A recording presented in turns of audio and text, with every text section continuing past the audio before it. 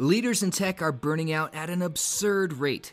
Control-Alt-Delete with Lisa Jury is a no BS conversation with one of the top female executives who spent over 25 years in Silicon Valley. If you're suffering from the always-on, never good enough, will replace you today machine called the tech space, this show's for you. Here's Lisa.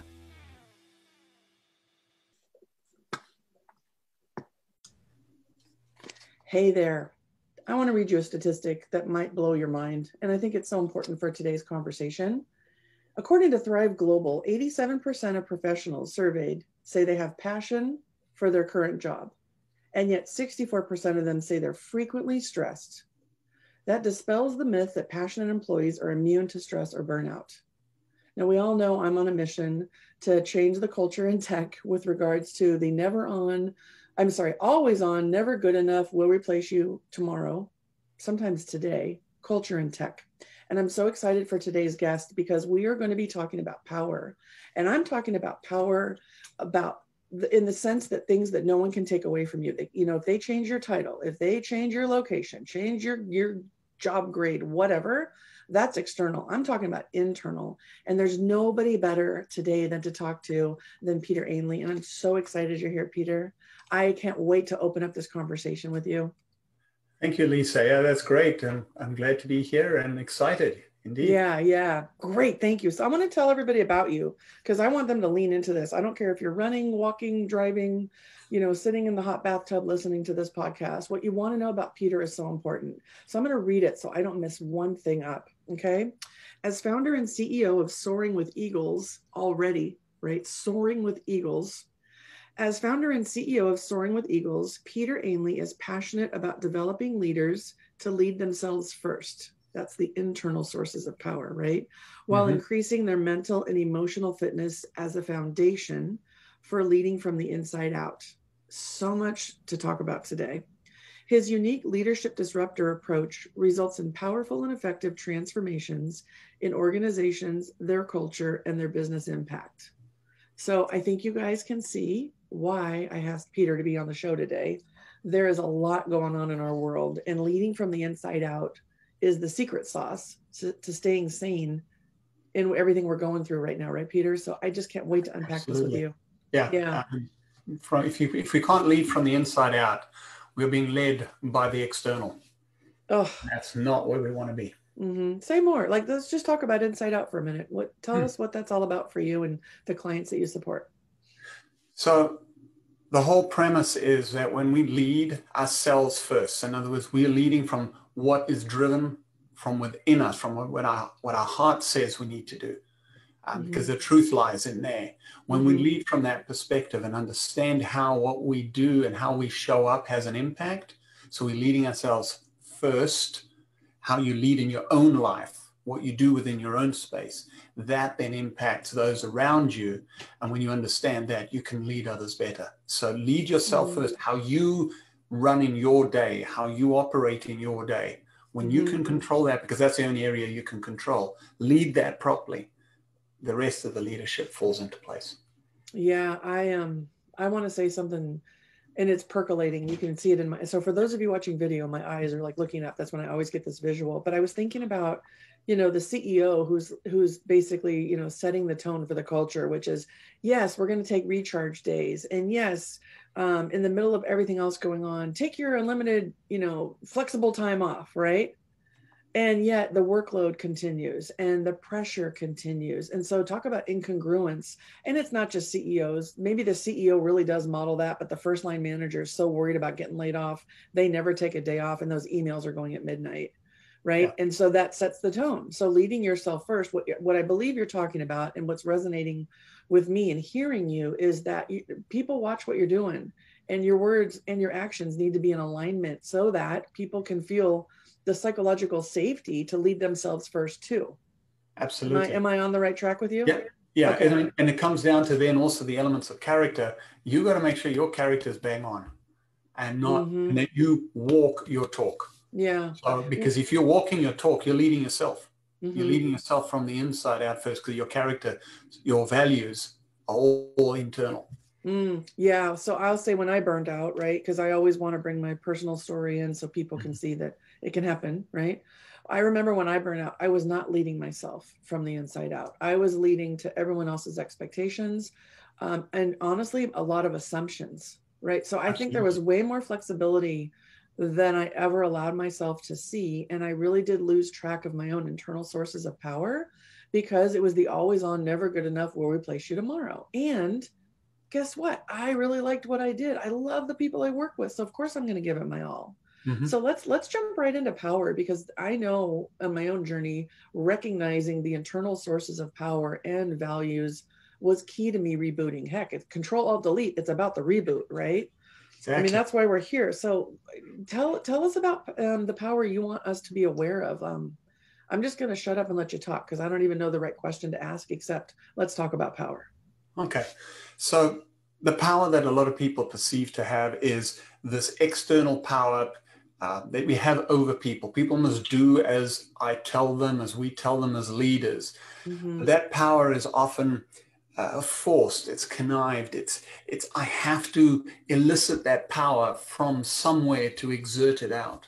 But the power that I'm talking about here, when we're soaring with eagles, and that's where the essence of this comes from, is you're soaring, you're leading because you have this certain power. You know exactly what it is that you are, not necessarily always knowing what you're doing, but you know how you are showing up. You know the impact you want to have on people. You know that what you do matters, that people see it, that people follow it, that people will emulate it. So it's, I'm trying to think the best way. When we look at an eagle, there's no effort needed to really soar at those high altitudes, the way they're just soaring. It seems effortless, but they exert this power of just soaring up there. And that's probably the best way I can give you that analogy as to what we want to be doing as leaders, is to soar with an effortless power up there, and with a confidence, knowing that we know what we're doing because we're leading ourselves first. And that's where the power comes in. When we lead ourselves first from the inside, when we understand what our values are, what our characters are, and what we want to see affected in the world around us, then that power just naturally will come out, and we can lead effectively because all the different elements fitting together. It's just soaring with eagles. You know, it's so, can I join you? Is that okay? Because I want to go right there with you. So I live in an area that I actually am blessed to see eagles. And the other day, my daughter and I saw an eagle soaring above us, and it is majestic. It's inspiring. It was, for me, it got me very present in the moment, because it's such a rarity, right? And I was thinking as you were talking about that when it comes to leadership in tech, because I think anyone listening is, if they're not doing this work from power from the inside and being clear on values and so much more, it's almost like you're speaking another language. Like, no, I do what I'm told. I've got the title. They're going to do what I say, and it's very much like the Industrial Revolution mindset versus the knowledge worker mindset, and thinking about, the impact you have on the people you lead is way beyond your customers. Yes, that matters. But guess what? Families, children, loved ones, community, like how you show up has that ripple effect. And I think about the eagle because it's so much more than just that flight path. I mean, everyone below is looking up. It's affecting all the little critters who don't want to get eaten. They're going a certain way, and I'm looking up with this like a certain awe, almost like honestly, I felt a spiritual moment for myself of just being in nature and seeing that happen, because it wasn't like we were eagle watching. So when you think about this, I know you help leaders go from this like anxious, unclear, just getting it done kind of Groundhog Day experience. These are my words, right? And you help them get to the words that I know you use always are easy, confident, and powerful. Yes. So if someone can't identify that and they think, oh, I can't soar like an eagle, or, I'm not going to, the world I'm in, I just got to keep going and trudging along. Like, what's one thing they can do to take their power back? Even in the moment, let's give everybody something they can do right now when they're thinking, it's not possible. You and I both know it is. Yes. So what can they do? Okay. So one of one of the things that for me has worked, and I know that a lot of my clients works as well, is how do you ground yourself firstly in the morning? Grounding yourself in such a way that whatever comes at you sort of bounces off.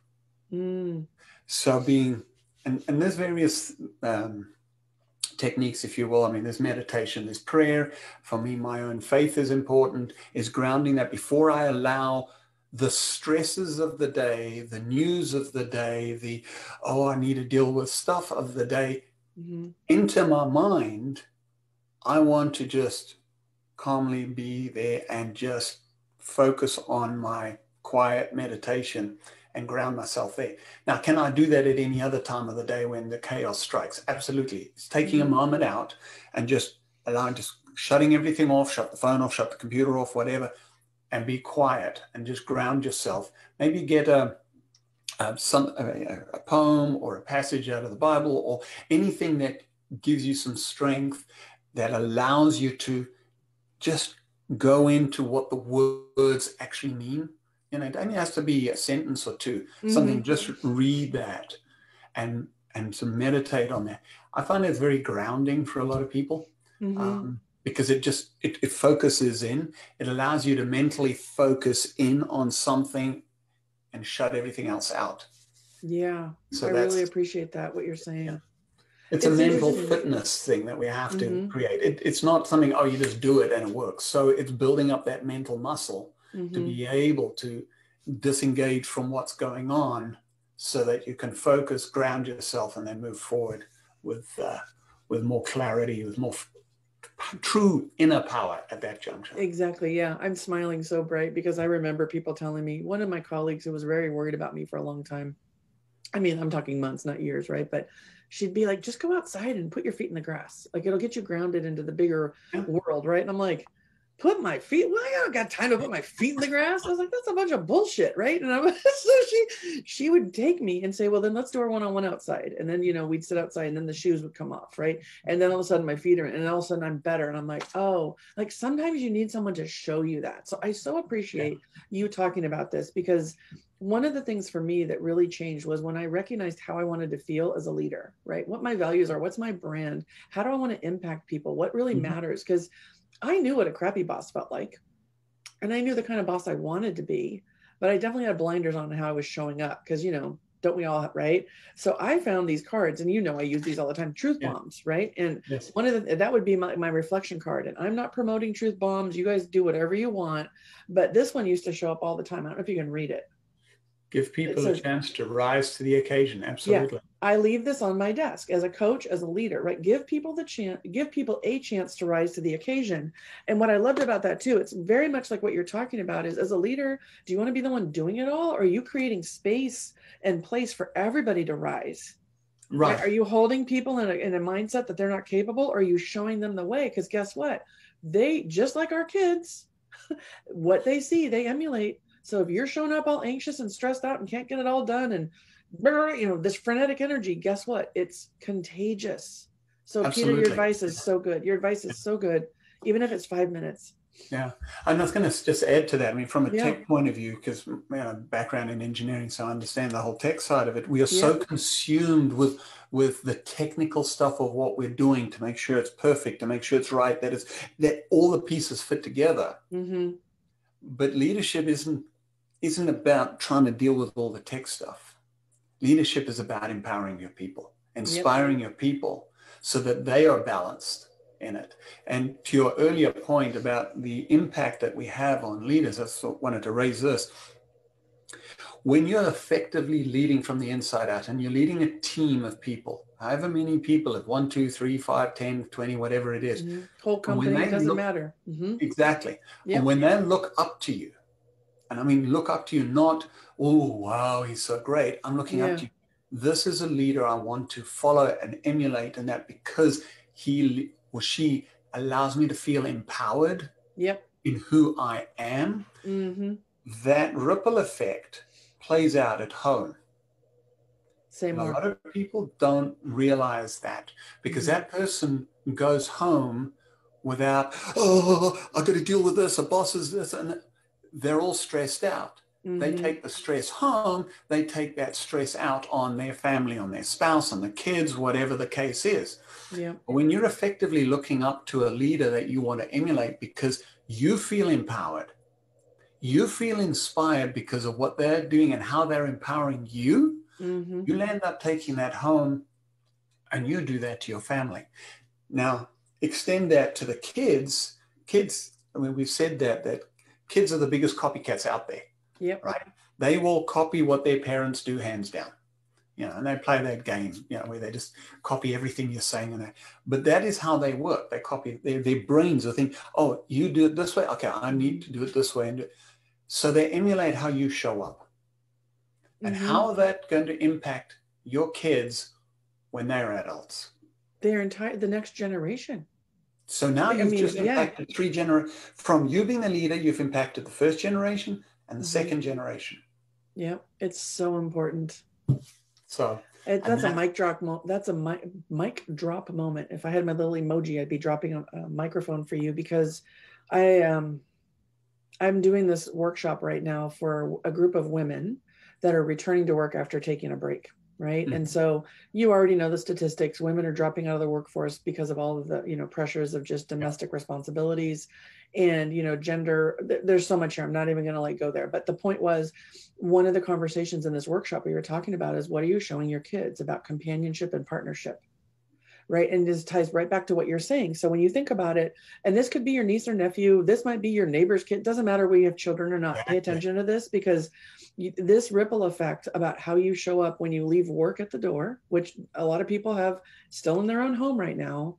What do you want to feed the system? What do you want to feed the field, right?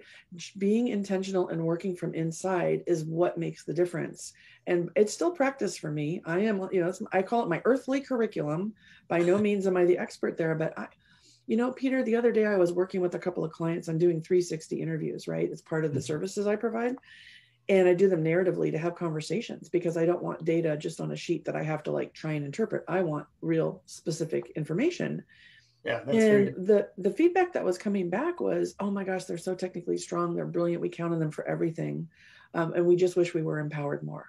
And I just want to highlight that to what you're talking about, because there's this point in tech where what got you there, I think Marshall Goldsmith says this, what got you there won't get you here, or what got you here won't get you there. Won't get you there, yes. Right. And when you think about it, okay, I've always been praised. I got my degree. I am smart and strong. I'm innovative. I'm always in this, which is, a constant pressure cooker. And now I got to go figure out all the people, the business acumen, the strategies, the next move. And yet I want to stay technically strong. Well, you're putting all that on yourself, because there's nothing better than having someone smarter than you working for you, and you have mutual respect. That's the most brilliant moment of time, right? So talk about that, because you've lived it. You've lived it. Well, it's interesting, because I've had some experiences as a leader. I mean, leaders are about people. They're not about tech. I'm sorry, but it's not the technical stuff. When you're in a leadership position, you need other people to do the technical stuff. So a leader, an effective, smart leader, will surround himself or herself with people that are better at the technical things. I mean, be it finance, be it marketing, be it operations, whatever it is. Surrounding themselves with people that are smarter than they are able to do that better than they are. That's what will make an effective leader, because he knows, or she knows that. Exactly. Yeah. And their ability then, leading from the inside out, is to empower those people. And I think that's where a lot of people struggle, right? Because they get their ego involved and they're worried, well, if this person's smarter than me, they can replace me tomorrow. And I'm always working with people, even, at the senior vice president level, they still feel this too, by the way. C-suite still feels it. And the thing is, what you need to do is make a brand and a name for yourself about really inspiring and moving to the strategy. It's not the code. It's the strategy for the team. And I was so blessed in my entire career to be surrounded by smarter people than me. And I would joke about it and say, I really work for them. And my job is just to move stuff out of their way and deal with the politics and the stuff, I just shield them from some of the BS that goes on in, corporate, and then and empower them to move forward. And oh my gosh, They did stuff I could never do, but because strategy is my number one strength, I still had a place at the table, right? I mean, as the leader, that was something that you can't take away from me. That's a God-given gift I have. Yeah. And so really being aware of what's your secret sauce? What are the things you bring besides technical, right? It's technical plus. That's what we're talking about. Exactly. Yeah. Because you want to empower that person Mm-hmm. that is on your team that to be that technical expert. Exactly. And impart your knowledge and wisdom onto them while Mm-hmm. you lead them to empower them to be that person.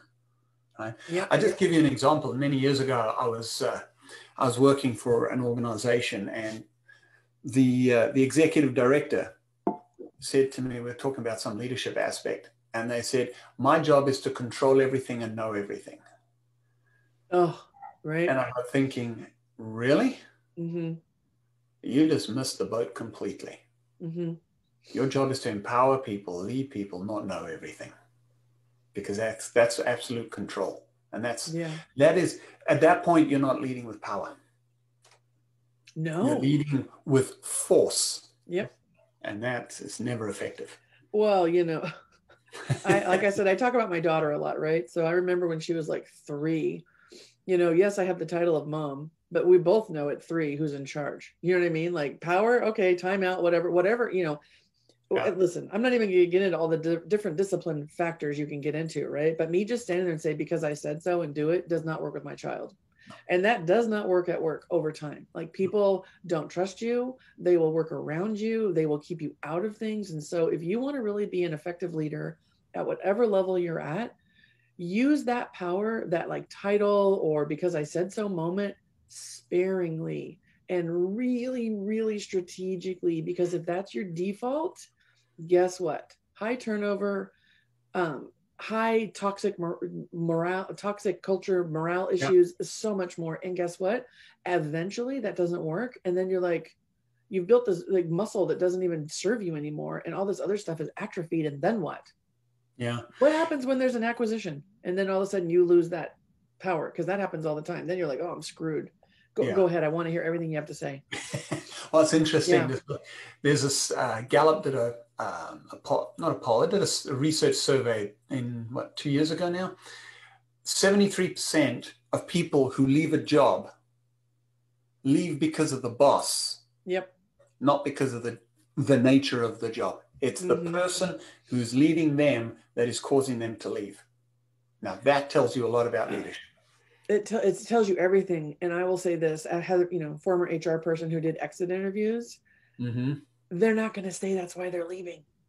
By the way, BT dubs, the people that don't like working for you aren't going to be like, so-and-so's a jerk or blah, blah, blah. They're going to be, I found this tremendous opportunity. I just need to try something new. Like they don't ever want to badmouth the boss on the way out because they don't know what's next and they're scared, but they're just sick of it. So they leave.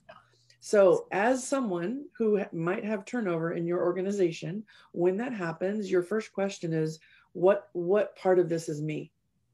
That's honest to God a question. That's a question that should be asked. But I think a lot of leaders are not asking those questions. Exactly. Yeah. Because admitting that to yourself that maybe I need to change something, you feel like you're taking yourself a few pegs down, which maybe you should. In terms of your ego, but it's a lot of leaders don't ask that. Yeah, and here's the thing: you can ask it and then not agree with it. Not asking is the big issue, right? Yeah. Asking it and being just be curious about it. Hey, if it's me and you, Peter, I totally want to support you on your new journey. I mean, you're amazing, or whatever I want to say, right?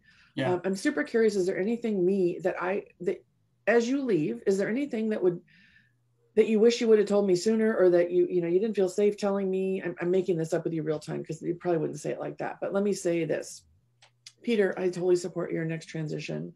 Anything I can do to support you. If there's anything that comes to mind that you think I should know that would help me, rally this team and lead it to the next level, I would really welcome your feedback. I know I've never asked you before, which now I realize I should have, but I value your opinion. So if there's one thing I could do differently, I'd love to know. Like, maybe you have a better phrase, Peter. How would you do it? Like, let's just role play this for a sec. Sure. And I would ask, encourage them, in their new venture. That's great. And I'd love some, maybe some feedback. I want to be better at what I'm doing and how I'm leading my team. And Oh, I I love that. value any feedback you can give me. Is there something I could have done better in our interaction? I love that. Make it specific to that person, because everybody's different. Everybody's different personality traits and so on and so forth. Yep. So be specific to that, because then you can maybe it is a personality issue, and you'll very quickly figure out if that is okay. But what can you give me as feedback about what I could have improved in our interactions? I love that so much. And with my interactions with you and the entire team. Is there something I can do better? Yeah, and honestly, ask that at least every 6 months, if not once a quarter. Don't wait till they're leaving. However, don't miss that opportunity when they're leaving. Now, they may not tell you, because plenty of them don't. No. But if you don't ask, you'll never know. Right? So I guess that's our double dog dare for our listeners today. Ask the question. Well, and I think as well, if you can ask that question, you would have asked that question earlier. Which, I mean, could you have stopped the person leaving? I mean, we don't know the reasonings, but if it is because of your leadership and you ask that question ongoing on a sort of regular basis, I think you'll improve as a leader. You'll improve the relationship between you and your team as individuals, and therefore as a collective team, much better. It positions you much better as a leader, because now the other thing it does as well is it opens up your awareness about how you are showing up. Because by you asking that question, something must have triggered that kind of question about self. And that's one of the things. If leaders do not look at themselves in the mirror and see who's staring back at them, they're going to have an issue. Yeah. And we see that in leaders everywhere today. Absolutely. And I think most people know the Gallup data about people leave their bosses, not their companies. And I think people tune out to that because they don't want to deal with it. And I believe that goes back to stress and anxiety. And I'm generalizing. Okay. So if you're listening and you're doing this, I'm so glad you are. And when we think about just anxiety, right? With everything going on in the culture and tech specifically, I know you have some great tools. We talked about one, like getting grounded in the morning. Like sometimes for me, it's honestly looking at that card, or sometimes it's, taking 10 minutes in the shower by myself to just do gratitude, which I do a lot. It depends on your day and what's going on, but what other tips do you have? Because my goal here is to always be actionable, so that by the time people are done listening, they can go do something right now. So what else shows up for you when you're thinking about this? So we could ask the question, we could get grounded in ourselves for the morning. What other things could help lessen anxiety and increase confidence and clarity, specifically with leading from the inside out? One of the things that I work actively with my clients is building their mental and emotional fitness. And that in it is a bit of a journey, but fundamentally, the more you can, let me phrase it differently. We all have that critic, that inner critic, that judge that sits and tells us, yeah, you don't know what you're doing. You gotta do this, it just judges you. And more importantly, in this case, you're always judging your people, your team. And when you're not aware of it, you're doing that. You're sabotaging yourself. So building up that mental muscle to understand, oh, this is the judge, my saboteur talking. I've got to figure out, okay, how do I shift that? How do I pull up the power that is within me so that I can? So I often work with people to build up that mental muscle, that emotional muscle, so they can very quickly shift from, at first recognizing, shift from where they are in the judge and sabotaging what they're doing to more of their inner sage, their inner Jedi. I like that term. Where you use the force, and the force is within, right?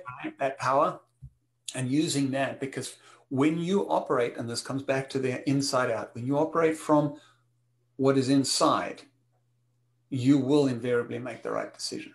You will invariably do the right action in terms of leading. So working with people to do that, get your mental fitness up, work on those muscles. And there's various ways of doing that, but I focus on that. I also try and work with people, take a step back, and what is it? What strategy could you use instead of the one you used? So it's a reflection process. Mm-hmm. Look at what happened today. What did you do? Oh, I did this. I could have improved this. Okay. What strategy could I use instead that would have resulted in a better outcome? Mm-hmm. And a lot of the strategies that I like to employ, what I instill into a lot of my clients, is a more servant leadership type strategies, because that makes it about the people, not about you. It takes a focus away from you, takes a focus away from your ego, away from judging others and yourself, and making, how can I serve that person? So that's probably a very powerful question, actually. How can I serve my team or the person I'm interacting with? How can I serve them better? By asking that question. I love that. Yeah. And, it's so interesting you say that, because, I was talking about gratitude. I do my gratitude sometimes in the shower. We do it at dinner. I'm a very reflective leader. I think about this stuff a lot. That's why I do what I do. And my team would laugh at me. So I'll give a tip too, if I can. Yeah. Sometimes on my commute home, I would be thinking about the day and either think about something somebody did really well or something that I wish had gone better. And if I had a part in it, because I always said to myself, right, what was my part? Mm-hmm. I would leave a voicemail for people on my team, even, peers, whatever. And it was something like, hey, Peter, I was thinking about today and reflecting back on that interchange, that exchange we had in that meeting. And, I feel like if I had slowed down a little bit, we might have had a better experience. I just want to let you know I'm working on that. That's it, right? Not I'm sorry, I would do that. And people would call me, go, thank you so much. And so that whole trust about building your brand as someone who's a reflective person, if you do it, but no one knows it, then they're not going to know it. And they're not going to give you benefit for that you're trying. So one tip I have too is be transparent with people that you trust or that you want accountability with. Well, right? Be transparent with the people you want to build trust with. Because there might be a trust breakdown at some juncture in the past. Mm-hmm. It's your job as a leader to rebuild that trust. Absolutely. Not theirs. It's yours. Yep. So be real, be vulnerable. Mm-hmm. And if you can't do it one-on-one in person in the moment live, like you suggested, leave them a voicemail. Absolutely. And just leave that message. Mm-hmm. If an apology is needed, fine, apologize. Yeah. But make it about you and what you're doing. Yeah, totally. That will just take your trust factor right up. Yeah, I think the minute you can recognize that you're a part of something and articulate that, it's very powerful. And I know the more stressed people get and the more anxious they get, especially in the culture we're talking about, that type of vulnerability can be seen by some as weakness, right? Yes. I think that's bullshit. I have a bell. No, I don't have my bell. Darn it. Here. There's the bullshit bell, right? That is not weakness. That is freaking courageous. That is managerial courage. That's executive presence, right? It's not command and control. It's the fact that I'm in a relationship with this other person to get the job done. But it's also inner power. Say more, but this is why we're talking about power today. Keep going. Yes. Yep. So, the more you can connect with people, the more they can connect with you as a real person. That's the other thing I talk about in terms of leaders. Leaders, you're not this super being up here in the stratosphere and everybody's a minion at the floor. No, a leader is at the same level as their people.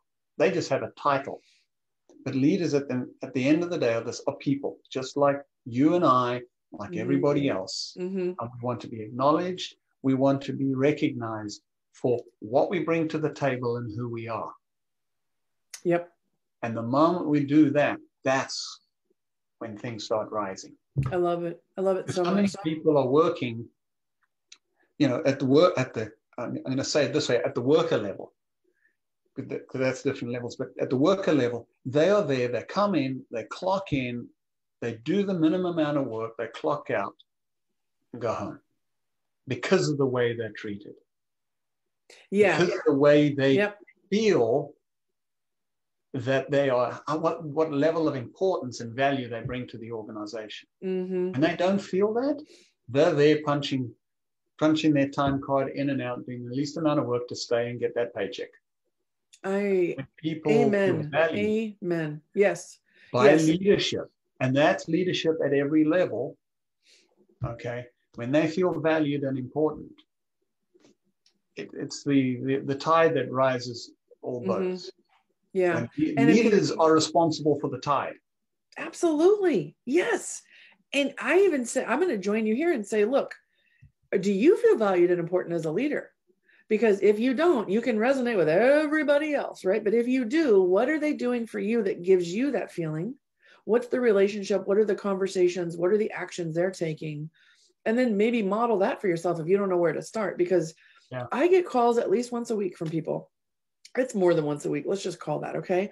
On my calendar, it's like, spend some time and talk to me. Right. And I have these calls. And more often than not, it's people saying, I don't feel valued. They leveled me wrong. I've asked for the promotion. They won't tell me why I'm not getting it. It's always like, I want to be more influential. I want to get what I want. Right. And so we have conversations about what's the relationship like? What are the expectations that are being set? What are you doing for your own brand? Because listen, you own your career. Nobody else does, right? And yet, when you get down to what you're just saying, it goes all the way back to people leave their bosses, not their companies.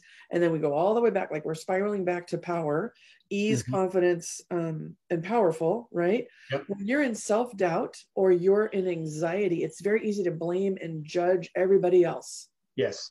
Right. Because and so you're off the rails at that point. Exactly. You're off the rails. So I think one thing I'd love to just double click on for us, that's a sign. If you're pissed off all the time and everybody sucks, you might be in, overwhelmed here, right? If it's everybody else's fault and you're totally innocent, you're not looking at everything, right? So if I know for me, I used to always be like, everything, this like language about everything sucks and everything's broken and nothing is easy. And that was my tell for myself. When I stopped singing, because listen, no one likes it when I sing except me. But when I stopped singing, I'm like, oh, I haven't been singing. I'm not okay. Like, you pay attention to yourself to know your tells so you can catch yourself, right? And that goes back to your mental and physical fitness piece, right? With the awareness, just knowing yourself, right? I want to ask you about music because it just came to me, right? So here's another tip for everybody. I'm building a playlist. One of the things I know for sure is that when you have that right type of vibration around you and you allow yourself to receive it, you can raise your energy, right? You can change the way you're feeling. Yep. And if you want to get out of anxiety, one of my go-tos is to put on a song I like. So I'd love to know when you're feeling stressed or overwhelmed, or you're working on building your, when you want to go to ease, confidence, and powerful. I love your 3 words so much. I'm going to use them. What's a song for you, Peter, that just does that for you? And by the way, if anyone's watching, look at his face, because this always happens with music. Look at this smile. I just love it. Yes. What's your song? It's different. It's Hallelujah, the Hallelujah chorus. Oh, okay. I want to hear more. What does it do for you? Like, why does this work for you? It's just, there's a power behind it that builds and releases and builds. And it just, it's got to, it's just the way, and there's different variations of it, but it's, for me, it just, I don't know how to describe it. It just rises within me. And that's where the power comes out, and everything else just pushes away. And I can settle into that. Right? Yeah. This is such a good example, because what I'm watching you describe it, I'm watching, like, your hands even went and settled on your heart. So for me, the message I got watching your body language and your expression is that something about this song connects you back to, your soul, your heart, your core essence, your values, something. Yes. Absolutely. Yeah. I love it. Yeah. I saw your hands go right there. So I'll say, I used to, when I was stressed out and burning out, used to play Phil Collins. I don't care anymore. I would drive down El Camino and roll my windows down and be like, I don't care anymore. Right. Well, that wasn't serving me. Right. It didn't help. I thought I could it just made me more pissed off. So I had to find, my own songs in my own time, whatever. Sometimes it was that This Girl Is on Fire, Alicia Keys, like, I got this. Right. Hallelujah. I'm going to add it to my playlist. I can't wait to see what happens, because it's important about the song you pick, just like the boss you pick. You be really clear where you're spending your time, because you get impacted. And I love Phil Collins. I got engaged at a Phil Collins concert. Sorry, Phil.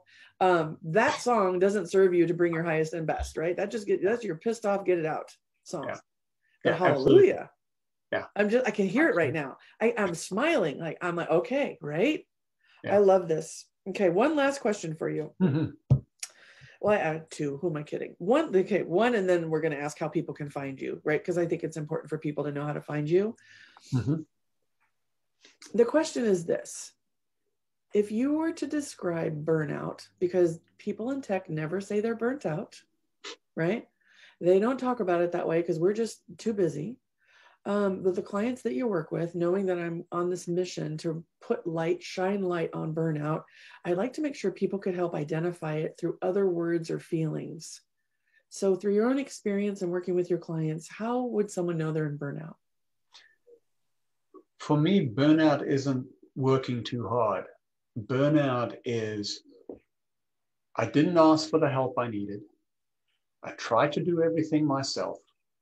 I got so overwhelmed, be it emotionally with the work, whatever I'm doing, that I felt I had to do it. And that at all.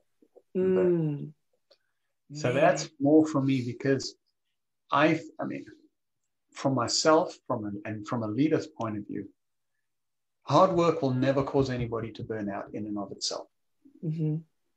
It is you trying to take it all on, be it all, do it all, at the exclusion of others who need you to lead.